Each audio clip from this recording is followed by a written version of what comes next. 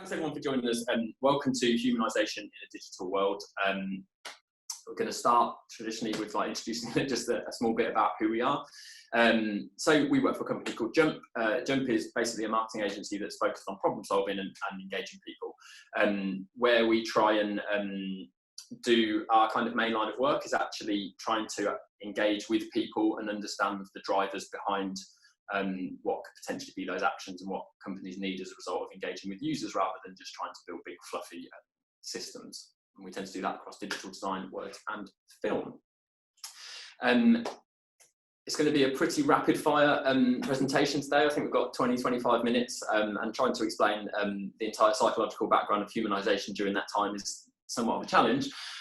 So we've condensed it, but we're more than happy to have a chat with anyone that wants to find out a little bit more, either afterwards in the Q&A or on email, or by phone or whatever next week. So just going to start with an overview of humanisation. What is it and why is it important? So the research of humanisation actually came about from some research that they've done in care, and realising that actually hospitals and the way that we treat patients and those sorts of things is essentially quite dehumanising. So a lot of the background isn't around actually, do patients really know what's going on? Do they have any kind of control or say over their care or tiny small aspects? And in reality, what this research found was that most people go into hospital obviously not necessarily by choice at all, and are then just at the will of this whole system around them, rather than having any kind of control within it. So that is the background of where this research came from. We've adapted that into some broader themes that can fit digital products, it's obviously on message of the day, but it really can be applied to systems, organisations, any kind of process that goes on. Its origins have 8 aspects. We've shortened that down to 5 because some of that's quite really detailed stuff, which we've grouped some of them together just to give an overall view of what humanisation is. Essentially, what we're going to define humanisation in for the processes of today is it's the process of ensuring that identified human needs remain part of our interactions. But it all starts with sense making, which I'm going to hand over to. Thanks. So this for me is really important part of my role and what I do. It's looking at the psychology behind how people make sense of the world around them. And when faced with something that's essentially unfamiliar, then there's a psychological process that people go through, which is sometimes retrospective. So it's sometimes looking back to try and connect it to something they know from the past. It's about labeling things, trying to put things into boxes, just so that they can make sense of it. We've all got a good idea of this at the moment, because I'm sure everybody, when faced with lockdown for your business, had to make sense of, well, what do these rules mean for me, for the business? How am I going to essentially survive through this time? And so in this whole process of humanisation, we have to start with the thought that whatever we are going to build, whatever we've been asked to do, the people who are going to interact with this, if it's going to be unfamiliar to them, they're going to go through this process of sense making. And if that sense it's a bad experience, well, then they'll create a story to make that sense more real. And of course, we all know that people like to then go and tell stories to others. So for me, this first part of the humanisation process of thinking about, and this is what it's about for us, thinking about, hang on a minute, let's think about how people are going to make sense of this at the starting point. And let's try and keep ourselves away from the ability to create bad stories. So it's worth pointing out at this point that sense making in the 8 aspects of humanisation identified in care is its own pillar. We've actually pulled it out because we think it encapsulates, or everything, the 5 pillars are wrapped in sense making. So we've actually pulled it out so that it can be a theme across everything that we talk about. This model is something that Steve and I use quite a lot. We're often asked to go into an organisation because something isn't working, something has gone wrong, or the organisation wants to change something and make things better. And generally speaking, when we first talk to people within organisations, they tend to talk to us from that top of the pyramid point of view. The thing, the action, the thing that's got to change. And where we want to try and get people's mindsets is to come right down to the bottom of the pyramid, to start talking about what's this experience going to be like. And this is, for me, the link and the starting point of the conversation around how are people going to make sense of this? What's the experience they're going to get? Because that experience is going to drive a load of beliefs and assumptions, because we as human beings, if we see something and there is a gap in our knowledge about whatever it is we see. If I came to Jump today and walked in here and Steve ignored me, I will fill in that gap of why he's ignoring me with an assumption of my own, and therefore probably lead me to the wrong assumption, and therefore lead to me taking action that is actually incorrect.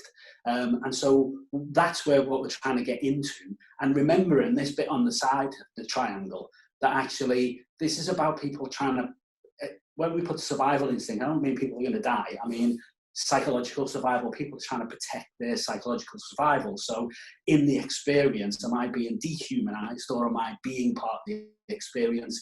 Because over on the other side of the triangle, whatever experience that is, and the beliefs, assumptions, and stories I tell about it, I'm going to go and tell others and feed into that narrative. So before we get into what the 5 pillars of humanisation are, it's worth us just recapping as to like why we think they're important. Digital has to, and I'm stating the obvious here, I know, but it has to support the business objective, which most of the time is cheaper, faster, easier, or what Dave was saying, a better experience, in order for more people to do business with you, whatever that is. But also it has to support the cultural objective, which is where experience potentially bridges the two, which is to make people feel valued, make people feel personalised, come across as empathetic. What we all can be guilty of doing at certain times, from the minute to the grand, is actually trying to only cater for one. And a lot of the time when it comes to digital, we are always talking about business objective and we completely forget about the other part, and that's the humanised part. And then going back to the triangle we were just looking at, if you don't necessarily feel humanised in this process, and we're going to go through what that means and feels, that's when you start to develop a bad experience, to start to tell yourself a different and more negative story, and actually you can usually turn people off. We're going to refer to people a lot, and we're going to refer to humans as people, and in that sense all systems are human systems, unless something is completely autonomous and someone never interacts with it.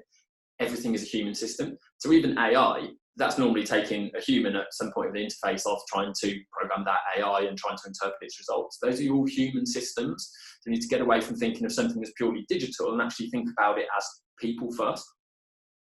But humanisation of digital basically helps people sense making, which we've just spoken about, and encourages more positive experiences, beliefs and assumptions, which, if you combine those cultural and business objectives, drives better and growth in business, I guess. So on to the 5 pillars. First pillar, start with who. So we are going to avoid stepping too far into the user research side of things in this part, because Hippo did a fantastic session on that this morning, and there's no point in us re-going through that. I'd encourage anyone that wants to understand about user research to go back to their recorded session, which I believe they're going to put up, because it was really, really valuable insight.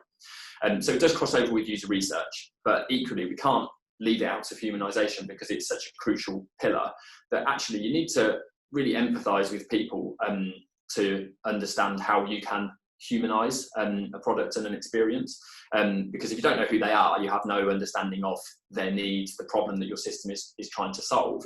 And it's very, very important in the example that we're going to show around actually understanding, well, for the people that this is going to be built for, is there even a problem? Because if there's not, then the chances are you could make their experience a lot worse, while potentially supporting the business point of view. But then if all your people leave, then it's not necessarily going to help your business overall. So when you're starting with who, you need to actively involve people. We need and want information, and we want curious involvement from people. So we want them to massively buy into this process and actually be part of its evolution and development, rather than, again, a big problem in organisations is people feeling done to, essentially, rather than being part of positive change. How we solve the defined problem tends to be hugely related to the who and their defined problems. And just a small example of that being that you wouldn't give fish food to a cat, because that's not going to solve the cat's problem. That's a problem or a solution built for fish. One tangent on this, I read a fantastic sentence earlier on this week that says there's only two types of people that refer to users rather than people, and they're either digital agencies or drug dealers who refer to users. And I thought that was a really nice way of trying to encapsulate, we need to talk about people, because that reminds us what the human involved in the system is, at humanisation, rather than thinking about users, which is a very technical digital term where we completely forget that represents a person. This is an example that Dave has a bit more familiarity with than me, but the multi-shared service for a certain department, it was called MSS, and it very quickly got nicknamed to the mostly shit service for MSS, because basically for two reasons. The business need was to save money, and everyone that was involved in the creation of this service was very much aligned with that objective. And everything made sense as to why they were doing something, because they knew that story and they were bought in. But to people who were done to in this scenario, they had a perfectly good human-centric system where you could pick up the phone to someone and get things done. And all of a sudden, there was a new system that didn't solve a problem, it just created one, because previously there was no identified problem for the users of that, there we go again, for the people of that system. Spending too much time with drug dealers, that's what it is. That had a major detriment to the culture and the morale, because, like I said, all of a sudden it wasn't actually solving a problem, it was actually creating one that wasn't there in the first place. I've done that justice? Yeah, definitely. Essentially, if I can get anything across today, it's around this issue of the narrative, the story that is behind it. So as strategic people in organisations, there's always, nobody ever does anything in an organisation for no good reason, but sometimes that good reason isn't communicated to the people who are going to be having to interact, or the people who are going to be using whatever it is that you're putting in place. So it's making sure that there is a narrative around everything that's done, so people don't have the gap in the narrative where the assumption will be built.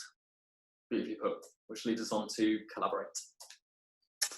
So you see the wall behind us. These are jumps, values made writ large on the wall, and one of them have collaborators, not clients, because this humanised process is about thinking about this thing that sometimes we forget, but it's thinking about a thing called feelings. We all have them. The people we interact with have them, and it's basically utilising that knowledge to help us to help people feel like this is something that they are part of, rather than this is something that's being done to. So it starts with that, what Steve put on one of the earlier slides, that curiosity. So if we can get people curious as to what's happening, why it's happening, how I can be part of this rather than be done unto, it helps with this unconscious process of people being able to build a narrative around the change process, because essentially, whether it's digital or whatever, it's generally change processes that cause the disconnect to happen.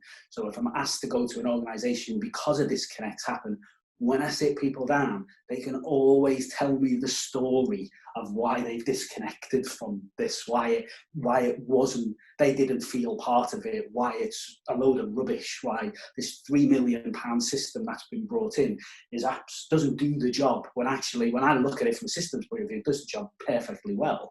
But the narrative has now got hold and actually becomes part of the culture, and it can be very difficult once that happens to actually separate that out. So that to start with, have collaborators, not clients, and even internally the people who are going to use, get them involved in thinking about and narrating their own stories around this system.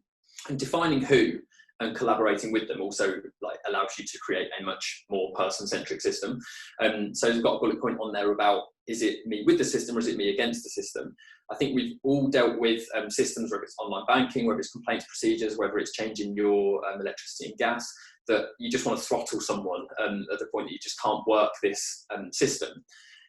We, looking at examples of this, just came across this quote when talking about Ryanair, saying Ryanair seems to make things deliberately difficult in order to make money out of its customers. And just going back to what I was saying, I think we've all been in that place where, okay, we placed an order on an e-commerce store, something's gone wrong, we need to get our money back or speak to someone. It's too complex in our belief to explain in a live chat or over an email, if you can even find those things, and you just can't physically talk to a person. Conversely, one of the things that I want to get across today is that humanised digital projects are awesome, or digital products and systems, sorry. But equally, you have to accept that there is a point where doing something digitally is not necessarily the best thing for the people that you're trying to work with. On an opposite point to what we're seeing about Ryanair, is if you look at the customer service charts across the board, First Direct comes top of the list every single time as a bank, because you ring them. They don't try and take you through options. You have to press 5 different things on your touchtone pad to understand which department to get through to. You just literally speak to someone, and it's unbelievable how much people still value that. So it's about collaborating with the right people to also build then the right system when understanding their needs. Step 3, make it personal. So once you've worked with the people that your system, so your digital product or your process internally, and another thing that I want to get across today is that this isn't just for £3 million products. This is for something that can be done using Excel a lot of the time and just really, really clever, cute uses of digital. You need to make it personal to them. And what that means is designing, and I don't necessarily just mean the interface here, but the whole process around it is something that is built to work with the person rather than built to serve just the business objectives. And in that sense, if you can collaborate and define who you're trying to reach, you can make it a real active participation rather than a passive one from the person on the other end. So what we mean by that is understanding, well, okay, so if we're working in Excel with classic kind of staff surveys or PDRs or that kind of thing, does it allow me to make choices and decisions based on the feedback that I want to give it or the input that I want to do in this particular product or system? Or is it forcing me down a route? So am I just a number essentially, even though that people are trying to tell me that I'm a person, or does it allow me to express myself? All these things, I mean, I just used the word about like throttling people, which like probably cut out the recording at some point. But these all generate emotions, which affects your mood and your buy-in and your relationship with this company and with this product and with this system. I mean, we've all again seen examples of like working in amazing companies or working with amazing organisations, but I just really fucking hate that part, which again then affects your kind of buy-in with the end process for what the system or the product or the digital solution is trying to achieve, and also affects your relationship with the company. Ultimately, the best way to understand if it's being personalised to someone is, does it help me, the person that's using it, or does it hinder me?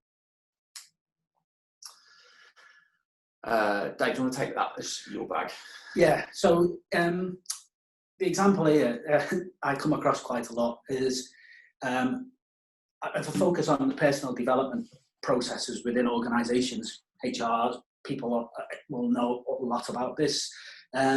But is it a genuine personal development system and the process? I.e., when I fill in my personal development record, whether that's annually, quarterly, or whatever that company does, what happens with that data? How's it used to help develop me, help develop the team, help develop the organisation? And all too often I go into organisations where, yeah, but the best PDR system in the world, it's all computerized, it's digitized, there it is. And yes, come the end of March every year, at the end of every financial year, we've got 92% of our PDRs are filled in, and that's it. Well, all that data, that's human data, that's rich for the organisation to actually take and develop its training process for the next year, align budgets for the next year, etc., etc. But all too often it's just stopped there because it's just seen as a tick box exercise. And a lot of those systems, they're very humanised. When I've gone in and looked at them and thought, well, this is really easy to fill in, it's easy to do, but it doesn't mean people will buy into it because if they see that actually, well, I have to do it because of a target on a board, and that. It means nothing to me. It's got no meaning to me whatsoever, so I'll do it. And I'll do the bare minimum. And that's that. And nothing annoys me more than when you get those emails through from like your gym or somewhere, and they ask you for feedback and then they don't implement any of the changes. It's like the most kind of turn off, or the biggest turn off that you can get in this kind of corporate customer involvement, that like, well, I told them that was crap, but nothing's been done. Absolutely. Yeah, interesting stuff.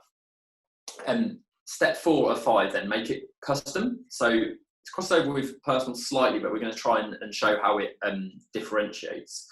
In that customizations allow you to then build the system that makes you feel like your own. So when we talked about making something personal, we talked about like, can I do what I need to do, and does it cater for me as an individual?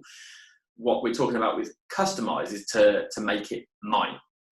And the simple reason for this, and the background as to why this is a key part of humanisation, goes back to the triangle. There's a lot of things do that. Like, people feel safe when they have familiarity, and customisation allows us to create exactly that. And when we don't have familiarity, we're much closer to our fight or flight innate kind of mechanism. When we were brainstorming this, we were talking about how it's weird when you first go into somewhere like a brand new office. It looks different than when you go into the 5th time, just because you've made sense of it by that point. It's very familiar and you feel a little bit safer. Depending on which type of character you are and whether you're uber comfortable with change, or actually, you know what, I'm slightly social anxious, I don't necessarily like going to new places, will make you understand whether actually going somewhere unfamiliar makes you feel sick, or whether you actually relish that. But that's the whole point. If you can customize these things, we can make it a lot better experience for you. Just like back in when this research was done in hospital, if you can customize treatment and feel like you're in control of it and it's mine, it becomes very different. Now, again, like right down the low level, rather than talking about, hundreds of thousands of pounds on digital products, this is really inbuilt in our culture already. I was about to say most companies allow you to bring photos in. I can't imagine nowadays that there's like companies where you're not allowed to do that. But your desk is obviously most of the time your own environment for you to change and tinker with and customize as you like to. Apple and Microsoft have built their entire computer systems on this, around your whole desktop wallpaper and things like that. That's a customization that we now don't even think of like that, but that's a hugely customized digital product.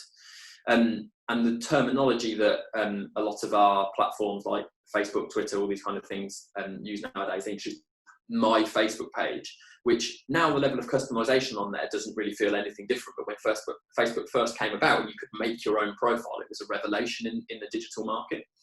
We were laughing because we do a lot of like culture work and we're big on that side of engagement. I was laughing at an old office that I used to work at where you weren't allowed to change your desktop wallpaper, as if some kind of crime is going to happen to the company as soon as everyone has their own individual desktop.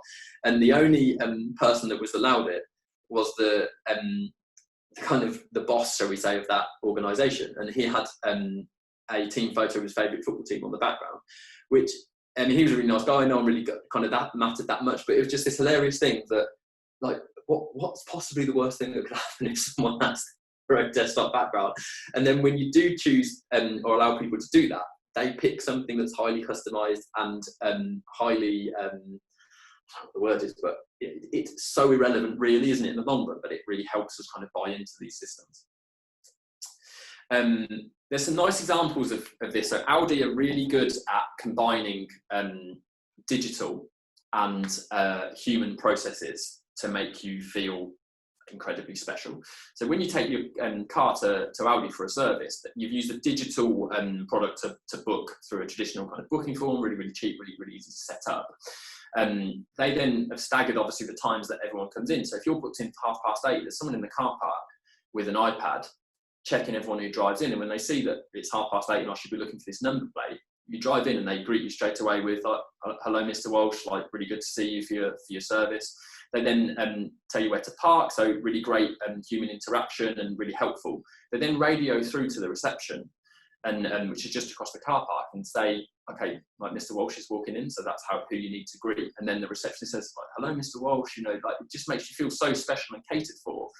Or maybe I'm just simple and really value things like that. But yeah, the point being, that isn't a huge technology infrastructure. That doesn't cost like hundreds of thousands of pounds to do. That's just a really clever use of simple digital tools in that sense, a form on a website and a booking form, a booking diary on an iPad, and then a radio, to make you feel like you're the centre of the universe. And they're very, very slick at that kind of thing. We were brainstorming then how that can be used in even smaller businesses. And it's as simple as saving phone numbers for your local takeaway, your local florist. Has got a picture here, so that when someone's ringing, you know who it is and you can greet them like very personally. And also that allows you, even with simple Excel spreadsheets, to like have the phone number built into that to be able to see what they last ordered. You don't have to set up like huge infrastructure to say like, okay, hello, Mr. Hill, last time you ordered daffodils or whatever you were the last time the florist gave, and actually make that a really customized experience. So I don't think it, again, I mean, obviously that you can have on a piece of string, you can do incredible things with like huge budgets, but equally you can do like really special things for your customers without necessarily having to spend tens of thousands of pounds. Step 5, what are we doing for time? Just about bang on. Make it homely. So by homely, I don't mean what probably a lot of people are focusing on at the moment around working from home and being at home. This is really about the feel of it.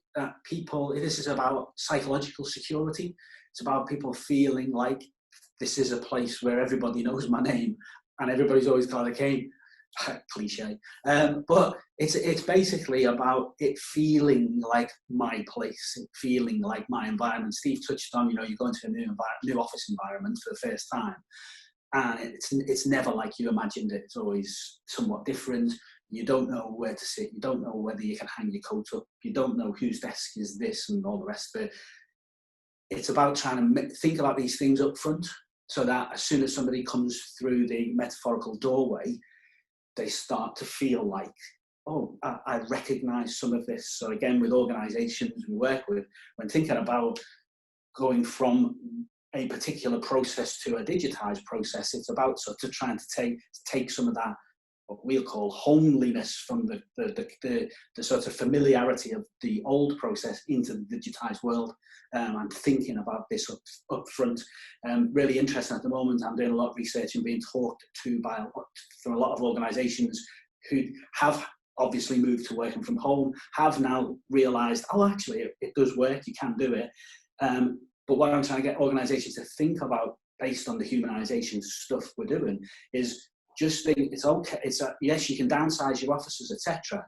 But if that person's always had that desk that they've got the picture of their auntie and uncle on and made it their own, and you're moving to a more agile environment where they can have the ability to work from home or come into the office, just think about when they come into the office, it will be a different environment. How do we keep the sense of homeliness, whether they're at home or in the office in the future? I think like homeliness is also about consistency, and so we're quite relaxed in terms of the way we do, speak to people, have meetings, our office environment, all those kind of things. If we suddenly implemented a hugely corporate system that was very dry, very black and white, that kind of thing, it would be very inconsistent with our culture.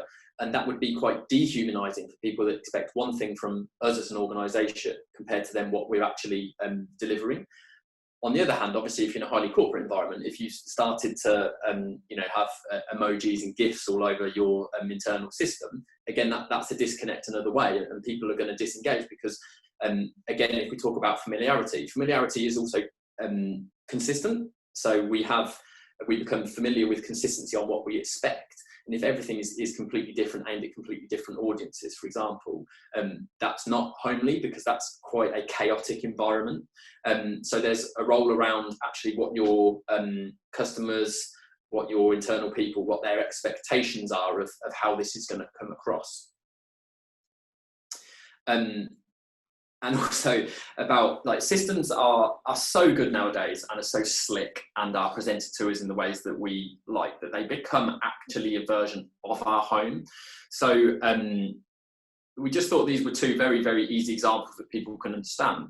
It's relatively rare that people cross the divides of things like Android and Apple and Sky and Virgin Media. If you have one and you get used to one, the thought of you potentially having to learn a new system is like horrific. So actually these become our homes. And again, if something suddenly changed in the experience, and that, you know, Sky's kind of planner was all of a sudden something that didn't really fit in with my expectations, I'd have a real problem with that, because it's not homely for me to use it again. Likewise, going to use another system is very difficult. Why we become so wedded to these systems are they're designed extremely well, and it's different when we change.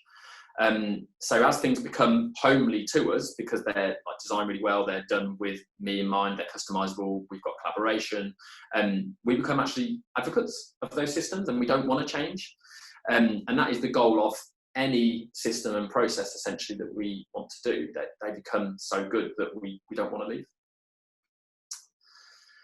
So key takeaways, like I say, a very quick overview of humanisation. To create a humanised experience across digital, we need to start with who, we need to collaborate, we need to make it personal, make it custom, and make it homely. But equally, digital can't do everything. There are clear roles for human interaction. If there's one thing that I'd like everyone to take away today, is that you need to humanise your digital, but don't digitise your human.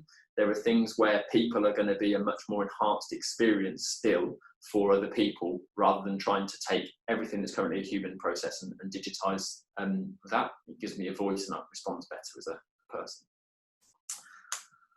Any questions? That was a great double header, fellas. Brilliant. Thank you. We have got some questions for you. Uh-oh. Again, Stephen McCarthy, do you think that some organisations give too many options for customisation, thus making the system more complex? I think the answer to that lies in understanding what people want to customise. So yes, absolutely, you can make things too complicated and too complex. The key of starting with who and empathising and defining problems is don't try and solve problems that aren't there. That's, again, like I said, there's a lot of crossover in user research. That's where user research is king, because you actually start to test these things and understand, actually, have we now tried to offer so many things that it becomes like too complex? It crosses over a little bit with, like, organisations can equally try and introduce too many changes at too quick a time. The entire thing falls over because it's just so convoluted, having to learn 50 new processes at once. So yes, potentially, for sure. I think it was a really good presentation. You covered, obviously, the humanisation of lots of different bits there to touch on. Just thinking now, with everybody working from home, management of staff, that kind of thing, you know, you touched a little bit on the empathy of people as part of that. How do you think management would change now with people working from home? So it's a really, really interesting question, and it's something that I'm quite passionate about. Essentially, I think that what I've seen, and I'm doing work remotely with a lot of organisations at the moment, but what I'm hearing and what I'm seeing is that managers, leaders in organisations, whilst they're remote, they're building deeper, more meaningful relationships, because they're having now to think about, how do I stay in touch with my team? How do I keep that how do I keep things moving through the relationship and the contact I have with people? So it's actually creating, for me, a bit of a paradigm shift from a management process that says, right, so we're all right today because Tim's in, it's 9 o'clock, John's in, it's 9 o'clock, Jane's in, it's 9 o'clock, and they're here till 5 o'clock, that's fine. To now people thinking more about essentially work bundles. So what do I expect to see produced by the end of the week? Doesn't really matter to me, but you're there at 9 o'clock or there at 9 p.m. or whenever you want to work. So there's a lot of good that can come from this, but for me, it goes back to the narrative, picking up those good stories and turning them into cultural narratives for each organisation. Yeah, and we talked about it with Mark Parrish earlier from Cortexa about online learning. It's almost then for the manager, they've got to learn a new way of managing. And then how do you learn that new way in this environment? You know, you've got to almost have the online training for the kind of things you're talking about for the managers to then distill down to the employees. Absolutely, absolutely. And because we're in a real world environment, this is actually happening. We can use that and use the experiences that people who come online to learn. We can collaborate rather than be well, I'm teaching you. No, we're teaching each other. Yeah, we're all learning. Yeah, and again with the session that was next door in the Machu Picchu room with the digital learning across boundaries, the university have been doing a lot of work over the last 2 years about connecting classrooms across different classrooms in Europe. So it opens up, you know, the whole thing that you're not just stuck in a classroom, but you can be teaching and sharing it with any classroom in the world. Yeah, yeah. Just on your point, Steve, about Audi and how impressed you were with them, why doesn't everybody do that then? It sounds so obvious to do it. Why isn't everyone doing it? Well, I mean, yeah, that is a question, isn't it? I think that we were having a conversation before we came online about busyness and about what's important and what's not. And I think that it's very easy for companies and organisations and people of all shapes and sizes, we're all guilty of it, to get used to what we do, rather than necessarily to think about like clear evolution points of how we do that better. Audi, being the type of brand that it's positioned itself as, it has to have huge high service or high quality service, sorry. So it's invested in testing those kind of things out.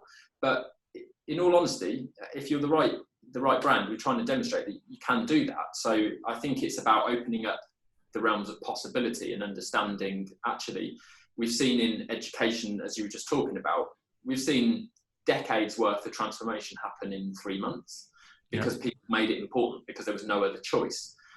So I think it's all doable. It's just making it important in your schedule.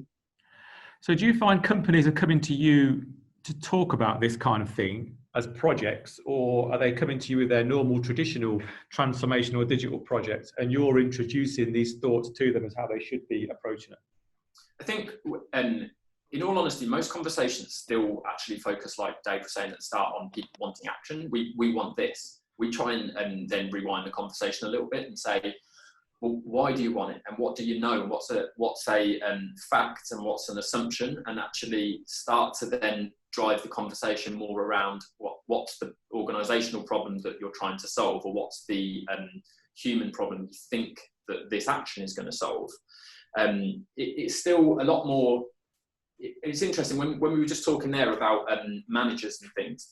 I think one of the big changes that's happened over the last 3 months due to COVID is that people that had a trust problem before, they had to just, there's been no other option but to trust people to work from home. And we know that that's still been a big problem in organisations. Yeah.